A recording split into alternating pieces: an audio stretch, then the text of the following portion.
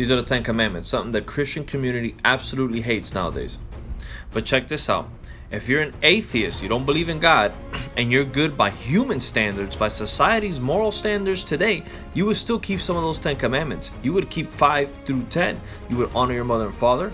You wouldn't kill. You wouldn't cheat on your spouse. You wouldn't steal. You wouldn't lie. And you wouldn't be envious. You wouldn't covet your neighbor's things. By society standards, you would still keep that even if you were an atheist.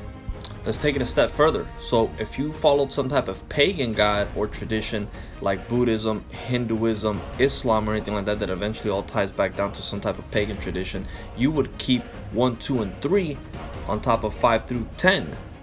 You would have no other gods before your God. You would make no idols of that God, and you wouldn't use that God's name in vain. There's one commandment that's always overlooked, and it's actually the only commandment in the Bible that God says is a sign between him and his people.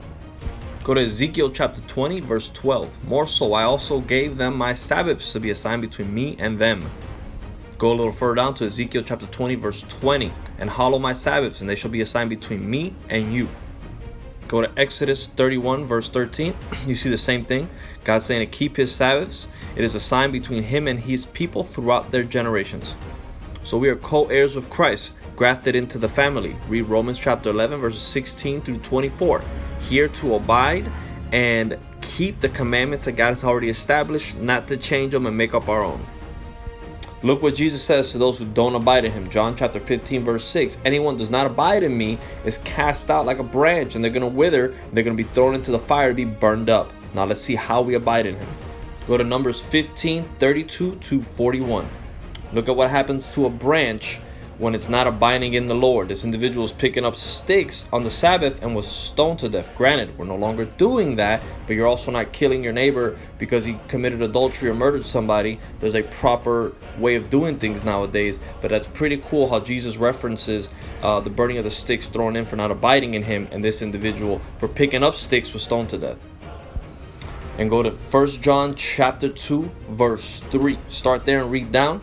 And it lets you know how to abide in Christ. It says you keep his commandments. Who don't keep his commandments are liars. The truth's not in them. It specifically says we get no new commandments. These are the same commandments. But then it says, again, I give you a new commandment, because we're no longer saved by the law. We're saved by grace through faith in Jesus Christ. Ephesians chapter 2, verse 8. So we no longer keep the law to be saved, rather because we are saved. If we love God, we keep his commandments. We're told in the first books in the Bible to keep the commandments of God. In the last book of the Bible, we're still told to keep the commandments of God. We're told we're going to keep it in heaven. And then we're also told that someone would tamper with his law. Fact about the Sabbath: it is a memorial of creation that identifies the Creator.